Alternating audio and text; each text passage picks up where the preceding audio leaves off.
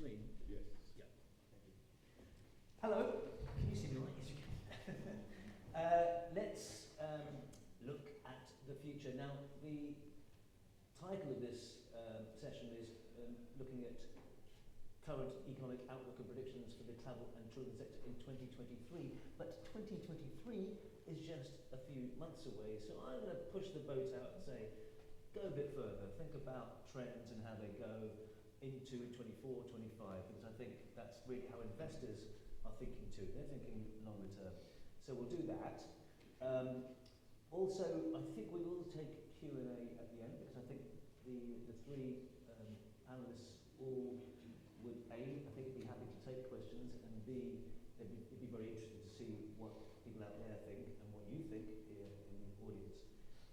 And just to say, these aren't just three self-styled futurologists with their crystal balls and their tarot cards. They know what they're talking about. They've got bags of experience, bags of data that they rely on. So I think we can get something really interesting out of today. Now, according to the WTTC, the global travel and tourism sector is projected to return to pre-COVID pandemic levels in 2023. Its growth rate is expected to outpace GDP growth because travellers will be spending more on leisure. So the future, apparently, is bright in terms of job creation and the rise in foreign exchange revenues for tourism destinations. But I would say, hang on one second, what about Russia, Ukraine? What about the global recession? What about Europe, which is also going on in recession? What about climate change? What about China's low growth? So all these factors are in the mix. So I'd be really interested to see what everyone is going to say. So I think, first of all, Olivia, if you don't mind, I will start with you, because I know you have some information to show us as well.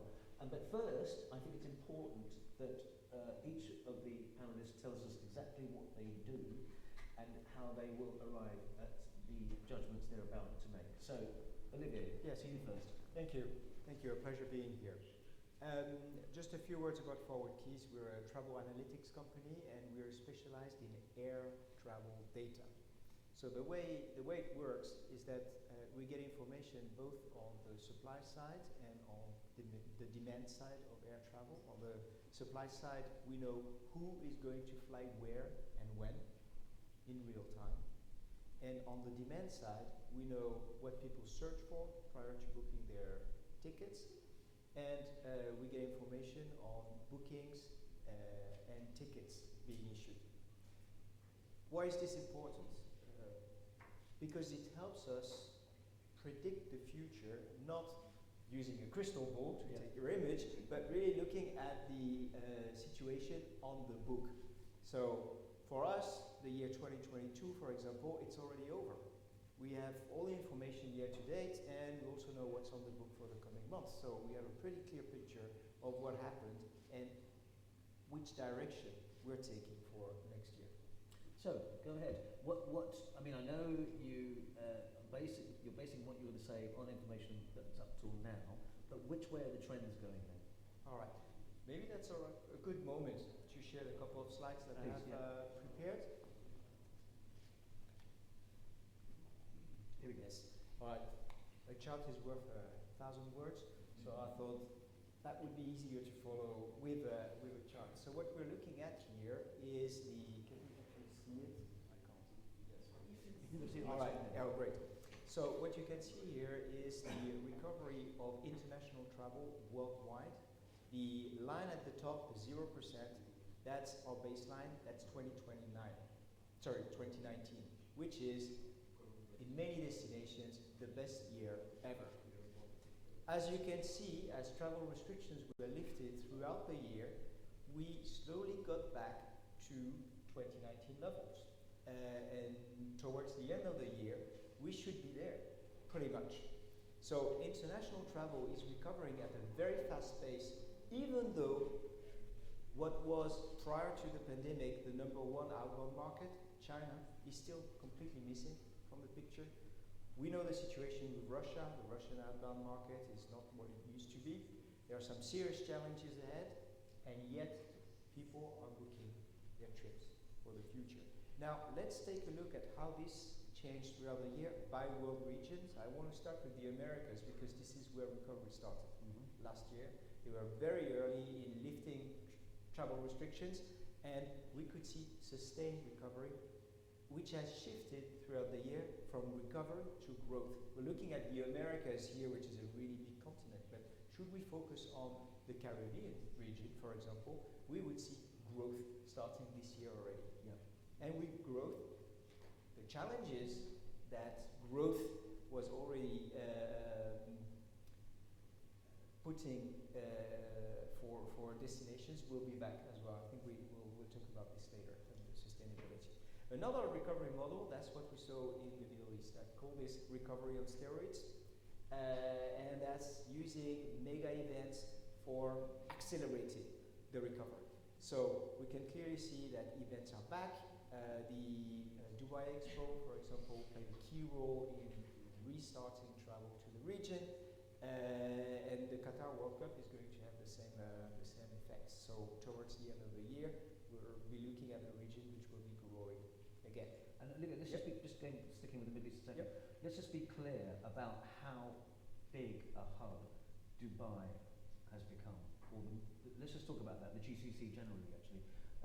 It's basically the centre of travel now. Is that yes, fair? I think the Middle East is coming out of this crisis stronger than it was before. They've managed to rebuild air connectivity at a very fast pace, and they've managed to position themselves as a key hub for the whole world, basically. One example, I recently looked at the way travelers from the US reach their end destination in Asia.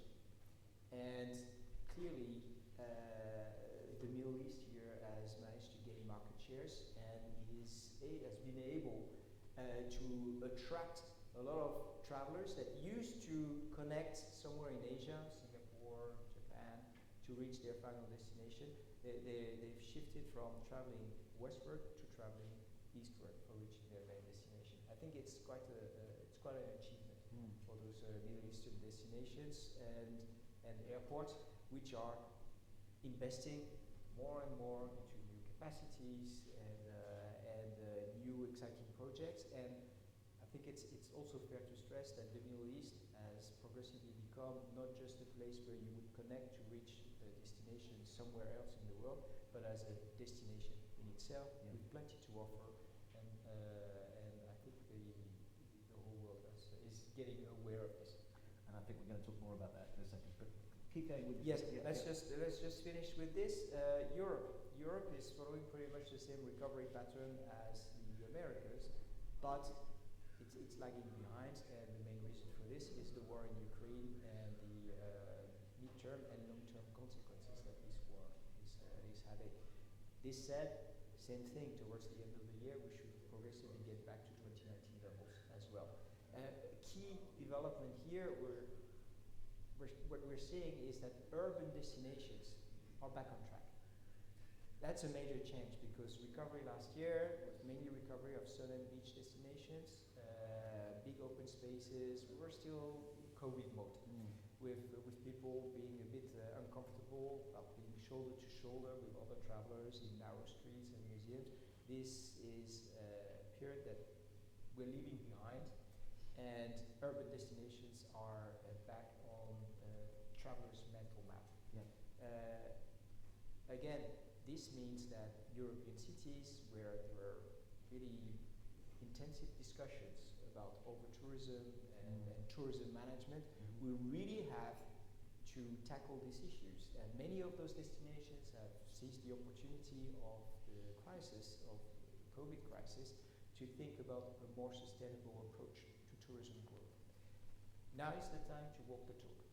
And I think we will all be very attentive to what will be happening in European cities in the coming months. I totally get that. This is the crux. This moment right now, everyone has been talking about, we're going to be more sustainable. COVID taught us so many lessons. Let's see what actually happens. I agree. Let's just thinking. Is that Asia? Yeah, keep going. Yeah, let's finish with Asia. Asia is lagging behind in terms of recovery. This is very much linked to travel restrictions that have been in place until very recently. those travel restrictions are being lifted, and as you can see, we have an acceleration of recovery taking place in the second half of the year. China is still missing. It's a key element, not only for the region but for the whole world. This said, as you can see on the chart, in spite of China being out, we are getting back on track, which means that when Chinese travelers will also be back in the game, travel will return with a vengeance, and that's why it is so necessary to take sustainability issues very seriously. I mean, Asia were much more cautious, weren't they, than other parts of the world in coming back? Yes, but what we can see is that throughout the pandemic, there was very strong pent-up demand in this region. So now that those restrictions are being lifted, people are very eager to fly. One of the key challenges that the region faces is air connectivity. Intra-regional air connectivity in the Asia-Pacific region is a fraction of what it used to be pre-COVID, and until this connectivity is re-established, we will not see a full recovery, not the full potential of travel demand. Yeah. One area we haven't mentioned is Africa. Yes. Africa is also on its way back to 2019 levels. In a way, we have a similar issue with air connectivity in Africa. Intra-regional air connectivity was already an issue prior to COVID. It got worse after COVID. So I think that's a powerful leverage for growth in the region, that further development of air connectivity, so that African countries are less dependent on hubs that are either in the Middle East or in Europe. And for me, the great piece of news of the past 2 weeks is the fact that the situation seems to have stabilized in Ethiopia. Yep. Ethiopian Airlines was the big success story of the African continent. Yep. I think we're all very sad to see war coming back to this country. It looks like we're getting to Fingers crossed. to a better situation, and that should also put Ethiopian Airlines back on track, and Addis Ababa back on track as a key hub for reaching destinations in Africa. Yeah, the African connectivity is a big issue, isn't it? And they still have problems with the liberalisation of airspace and all that stuff. Yes, this is still which is causing the block. Yes. But maybe that will change. Just one quick question before we move on. Are there any countries that still require you to have COVID certification or proof? Yes. All travel restrictions have not been lifted, meaning that there is still room for growth, for further. Right. Okay. Thank you, Olivier, for your time. You're most We're going welcome. to come back to you. Okay. Other than that, what? Number one, perhaps you should explain your background and what you do. Happy to. Morning, everyone. Delighted to be here. Thank you for having me. This is going to be a fun discussion because I love the way that if Olivier wields the microscope, I wield the telescope. So I'm going to start from a microscopic viewpoint, and then I'll give a big picture because that's my game. So if I take a blended global average, the first 6 months of 2021 to the first 6 months of 2022, and these are UNWTO figures, they all marry pretty much closely. So WTC, UNWTO, EU does their own numbers. We are nearly at 60% of where we were in 2019, so the pre-pandemic levels. Now obviously there are geographic and regional implications, like Olivier said quite rightly. In the Middle East, we are 76% led by Dubai and what's happening in Saudi Arabia, which is perhaps the fastest growing destination for tourism world as we speak. Europe has done phenomenally well, and it's very closely interlinked. It's a +1 correlation with how soon the COVID restrictions were lifted in each of these cities, right? And Europe and Middle East were really top of the game with that. America is next, Africa thereafter. Now we have to be also careful of numbers, because it's easy to say APAC, Asia Pacific, has 6 months 2021 against 6 months 2022. It's a growth of 186%. But you're starting at a low base. So it's still 86% below the 2019 level. So numbers can be tricky. Read the data correctly, right? They can be deceptive. It can be totally deceptive. Air travel, international passenger numbers are booming, yes, but they're still 45% of what they were in 2019.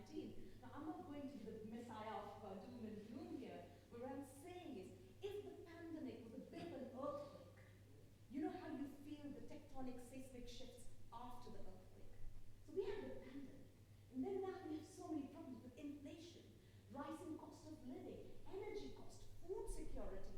So imagine an earthquake, and the little earthquakes are still going on and it's not really stopped. And the thing that is different, and we've had earthquakes in the past. This is not new to the world. We've had the Second World War, the Asian crisis, the global financial crisis. We've had so many of these little or big earthquakes, so we know how to deal with it. But there are three things which are completely different. Number one, we have never been more intertwined or interconnected as a world as we are now. There is one person who gets COVID in the third largest port in China, which shuts down, and it's a supply chain crisis. There is one bad driver on the Suez Canal, and the guy in Italy is not able to ship his furniture. So we are living in a completely intertwined world, which is different. Number two, we've never been this financially leveraged. And number three, we've never been this carbon constrained. So if you add all of these things in the mix, it's I think exciting times. Exciting. Now, is exciting a euphemism for not worrying, or what do you mean? No, look, I'm irrationally optimistic because I think it's good to be having hope, and hope is the last thing to die anyway. Okay, so But, that's what you, But things to be, I think we have tons of things to be optimistic about. You spoke about the jobs, right?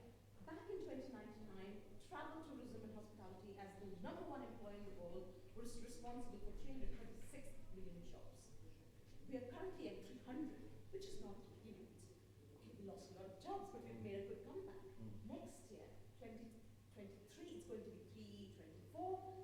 2024, we're at 333 million. So we're getting there. Those who said we will get back to 2019 levels in 2023 have probably had to push it back by about 6 months. Okay. So we're not there probably at 2023, but we'll be there by 2024 for sure.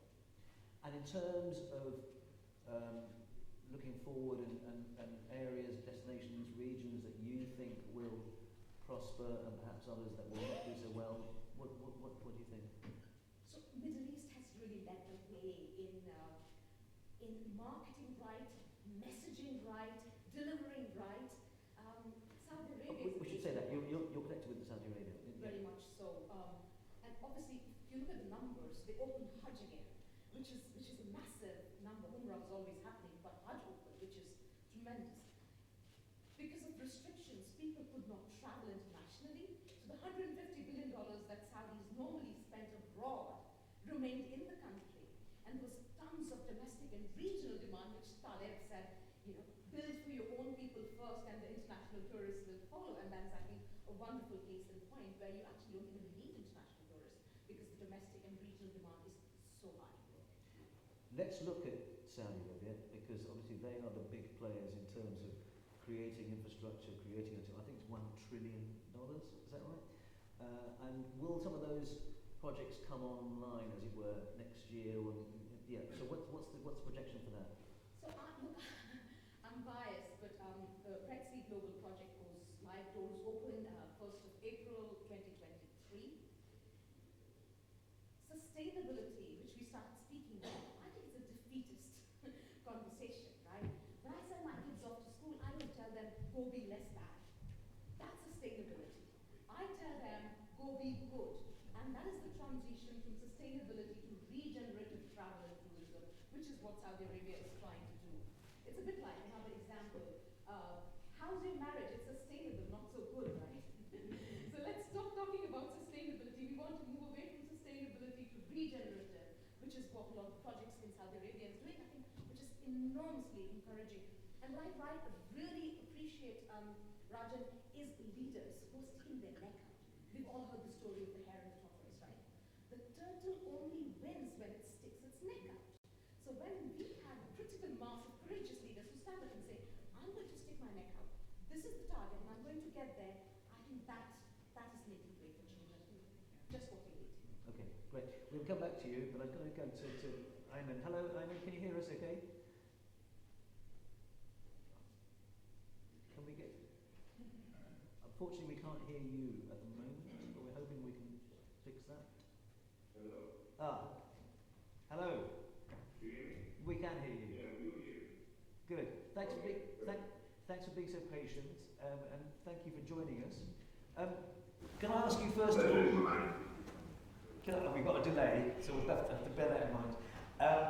Can I first ask you what exactly you do, so that's useful for the audience, and how you create your projections for what happens in the future in travel and tourism?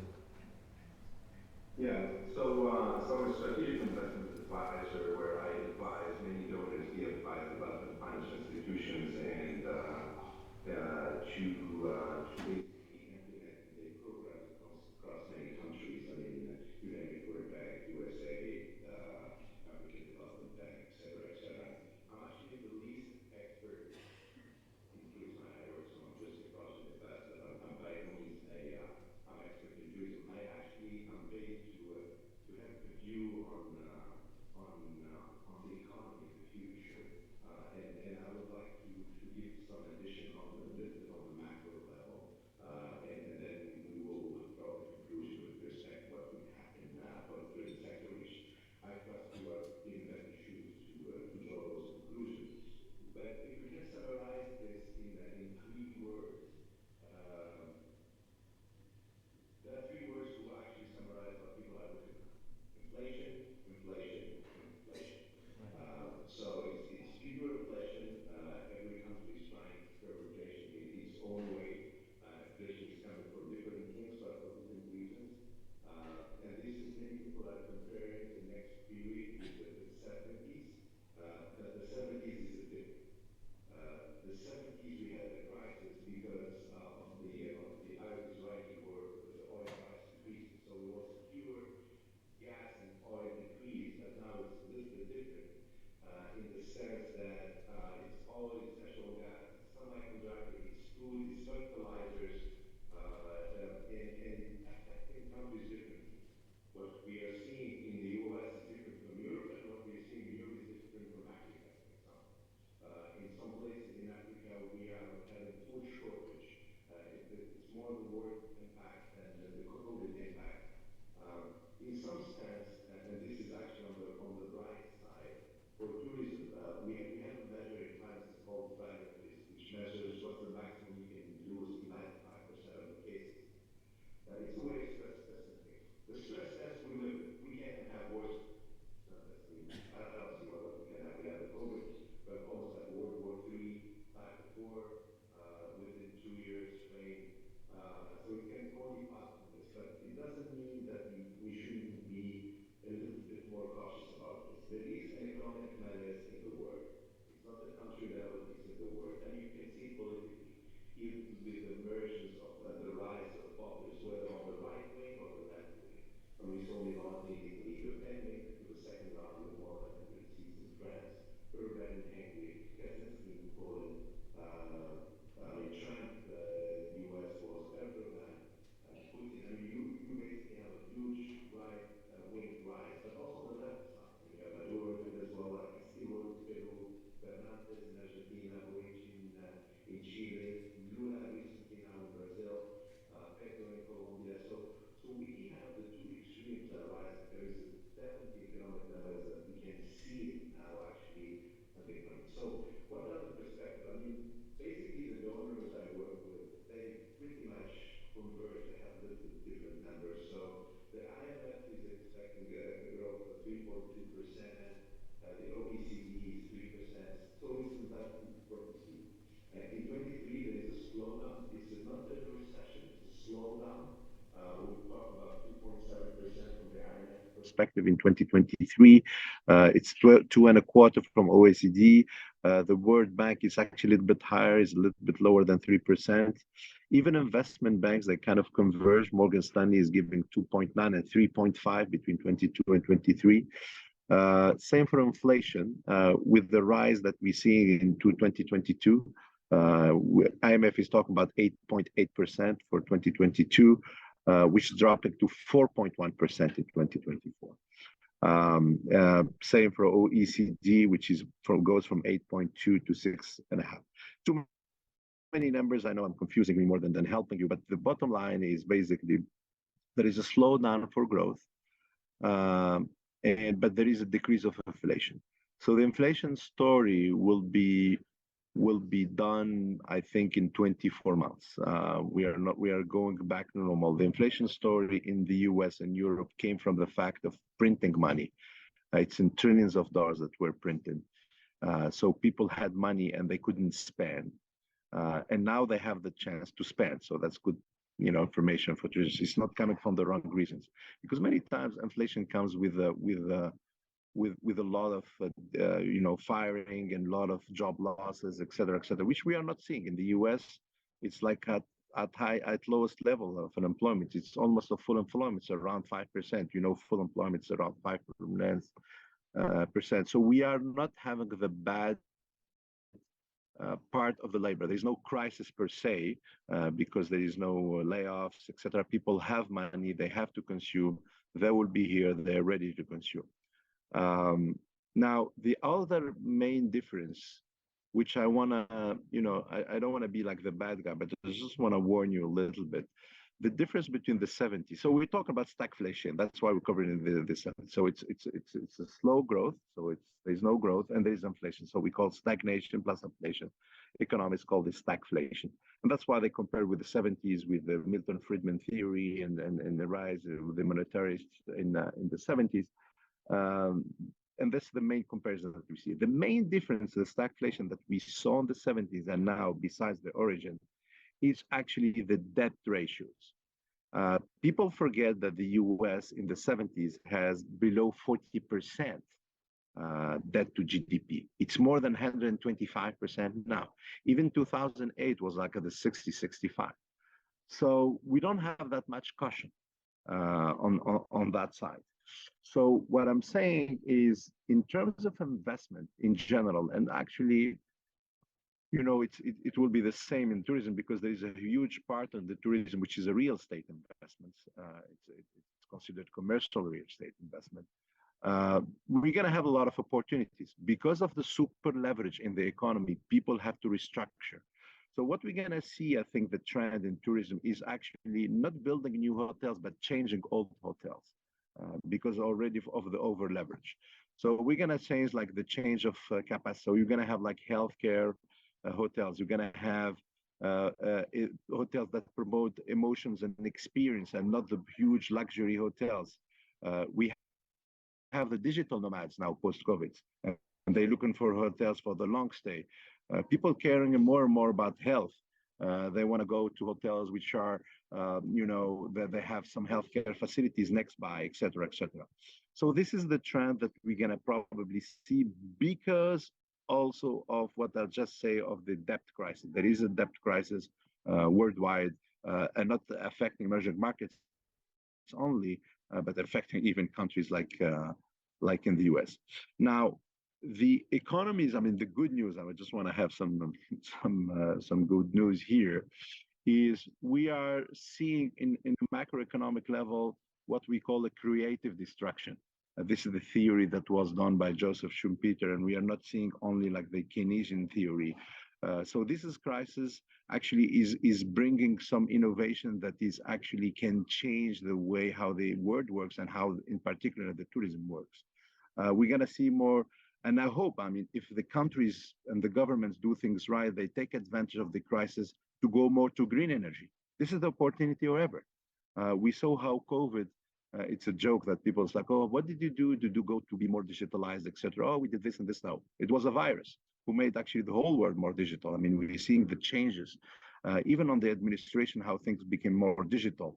So if we can build on that and build on the green economy, these are opportunities for investments. Ecotourism will be more, will push forward, etc. It's not the numbers. I know that you talk about the numbers, is the way how to create numbers that should be looked at for the next few years, because there is a slowdown of the economy, whether you like it or not. It's here, but you have to basically change the way. I mean, we're seeing the impact of Airbnb in the few years. People like to go to smaller hotels now. People like to go to posadas in Latin America, to go to like boutique hotels. And that's part of the way how people think, because they work more remotely from home, and they're going to say, okay, I'm going to spend a month in that place, and it has to look like home. I'm not looking for a big hotel. So this is the change of how consumers, these digital nomads, are affecting the way how things are being for the next 24 months. I think I've been too long. Huh? I don't know. Yeah. Yes. Yes, okay, inflation. Yes, there is an issue in the whole world, but are there pockets of the world that you see as prospering in the future, that are actually doing better than other areas and therefore are of interest in the next few years in terms of growth? What I'm saying is like people are not having, I'm going to go back to the basic, are not having the inflation for the same reasons. So you will have different things. So definitely, definitely countries who are oil producers, they're going to take advantage of the period now of the world war. So these people actually, they have inflation because it's a global inflation, but it's overcome with the energy prices that they are exporting. So oil producers companies actually are taking advantage of this period. They took advantage of the 70s. I mean, people forget before the 70s, the GCC countries were nothing. And then it came, and then you have slowly Saudi Arabia, Dubai, etc. Dubai is a huge destination. It's going to be even bigger now. So those oil producers, that's one thing. The other thing is actually the countries who are doing the right transition to green economy. They will take advantage of this because they basically they're going to follow this new trend of people want to go more green. I mean, we saw what's happening COP27, etc. What's going to be heard, and this goes down to what I'm saying, this creative destruction that was invented by Schumpeter, but we're living in creative destruction. What happens when there is a crisis? Old economy disappears and new economies happens because there are some innovations. So the old school, very strict countries with the burden administrative, they're not going to survive. You have to be quick, you have to be in agile mode, you have to issue things quicker. We're going to change that. So the rapid ones, Singapore is very rapid, even though it's not producer, so they're going to take advantage of this. Dubai is probably the most digital administration I've ever seen, much more than the US. You can do everything digital. They've taken advantage of that because they're not producing oil, Dubai, but they are very, you will have some Asian places where they have this adaptability and agility. They take advantage of that. So this is what we're going to see. Europe is going to be difficult. Europe is going to be difficult because Europe is testing its own union now. Because you have different countries with different macro level deficits and issues, and they can have a common policy. Europe has to increase its rate now. But if Europe increases its rates, you're going to kill Greece, you're going to kill Spain, you're going to kill Italy. And it's in their interest to increase the rates, but they're going to dismantle Europe. And that's why the US dollars went much stronger than the euro this year because US is one country. It's the biggest test to Europe. If somehow they can't curb this, I'm thinking in the next 24 months, we might have some people quitting Europe unless they find a way to basically being more close together, etc. I don't know if I answered the question, but yes. You did. But what about Africa? We have a big African presence, particularly with Botswana today. Yes. What are the prospects for Africa? What are the prospects? That's a very good question. There are two Africas, actually many Africas, but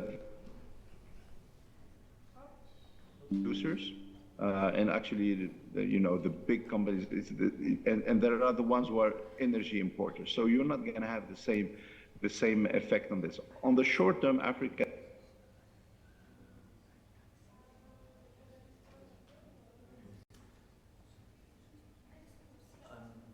Sorry, I think we've lost the sound, have we? Hang on, I'm so sorry, I think we've lost your sound. We'll try and get it back. No, we've lost you. Luckily, we Hello? You're back. You hear me? I can hear you now. You hear me? We can hear you now. Just continue with three parts. You said there were three different Africas in a sense. Yeah, I mean, there are multiple Africa because there are the energy producers. There are the soft commodities producers, and they are the net incomers. So What we're going to have is actually some of the countries who are energy producers are going to take advantage of this period and the crisis that's happening in Russia and Ukraine to boost that. And that's actually will give them enough money to invest somewhere else, and hopefully they do the right thing. Now, there are the increase of price of soft commodities also will give advantage to some of the countries. But some of the countries are net importers. They are importers even for milk, for chicken, for everything. And those, we will have a dislocation in their own economy. You will have the rich who's going to get richer because they are the importers, and the poor is going to get poorer. It's very, very important that the government do it right, in the sense that they need to keep this social unrest, because you're going to have in crisis like huge divergence between the ones who have and the ones who don't have. I think for Africa, it is an opportunity. I think it is an opportunity to do the right thing. It is an opportunity for non-oil producers companies to go green. I mean, Africa has a lot of sun. Go on photovoltaic. It's an opportunity to go for digitalization and remove the burden of the administration. It's an opportunity actually to increase the agriculture. There's a lot of investments in agriculture. You can do agricultural tourism. People do apple picking in the US. You can do like mango picking. You can do, so you can change the whole, because people looking for experience. They want to go just to the beach or to see animals. They want to have the full experience, etc. It's a huge opportunity. It's a matter of governance. I started by saying inflation, inflation, inflation. I will finish for Africa by governance, governance, governance, because it's an issue. And there is an African say that says, alone we go faster, but together we go further. And that's how it should be followed. I hope I didn't take most of the time. Yeah.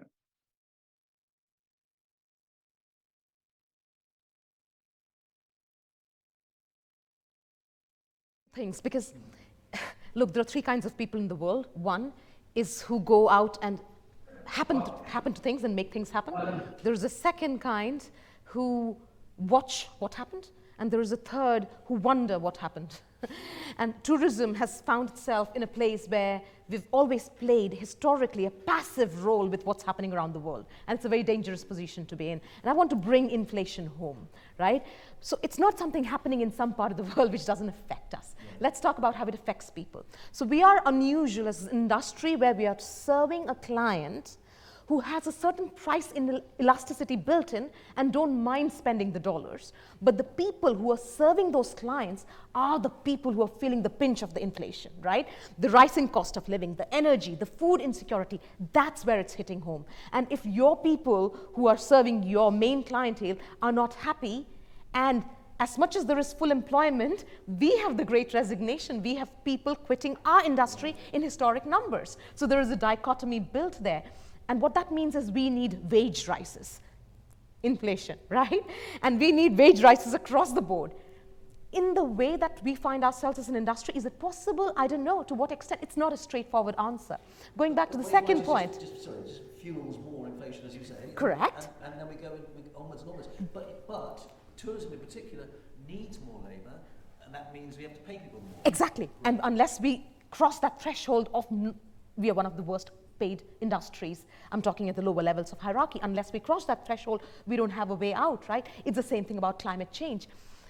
Up until 2 years ago, climate change was an interesting debate one would have in the Western society with a glass in hand, a cocktail debate. Not anymore, right? I love the way the UN Secretary General yesterday opened COP by saying that we are on our way to climate hell, and we've just put our foot on the accelerator. I thought that was brilliant. And look, climate change is happening around the world, but for us in tourism, it's not a matter of inconvenience. It's a matter of life and death. If there is no snow, there are no ski resorts. If the sea level rises by 1 meter in Jamaica, Caribbean, in the Vanilla Islands, or any other parts of the world, it's existence or not, right? So it's life or death for us. Because that's all possible, yeah. In terms of investment and future investment, is there going to be wariness, and this is really scary, wariness about investing in the kind of places that will be threatened by climate change? I sincerely hope not, because I again say I'm very optimistic. So again, going back to, there is a danger that the entire value proposition of tourism as a sector is threatened because of climate change. So it's not a discussion we can afford to have on the sidelines anymore. And what I'm optimistic about is it's now front and center at COP. Wasn't until 2 years ago, right? Food security, nature, biodiversity has all become central discussions at COP, which is, I think, enormously encouraging. However, I have to qualify by saying I'm a bit of a skeptic when it comes to COP, because sometimes I think it's a bunch of middle-aged men in suits discussing where to put the comma colon and regurgitating thousands and thousands of pages of legal text. Having said that, it's still a very important forum because it's the only place where the biggest polluters in the world come together with the poorest countries on an equal footing. What about aviation then? At COP, are they talking about that? I'm sure, absolutely. I'm not privy. It's day 2. I will be following the discussions closely. Aviation is responsible for close to 6% of overall carbon emission. Construction, tech, data, there are other industries which are at the forefront.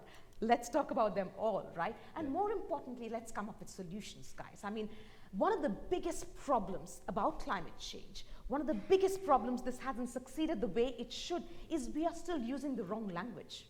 This is not about a blame game. I say, let's make climate change sexy, and then we will see change on the ground. Okay. Are there any questions from here in the room that anybody wants to ask? If not, go on. I'd be happy to just to comment on the inflation part of the discussion. Inflation is a fact. We've tried to understand the impact of inflation on booking behaviors, and so far the impact is relatively limited. It's really limited to specific countries where inflation has been particularly strong, such as the UK. Now, this said, there are other factors much more important than inflation slowing down booking rates in the UK. Which are problems on the supply chain for airlines and staff issues, organizational issues at airports.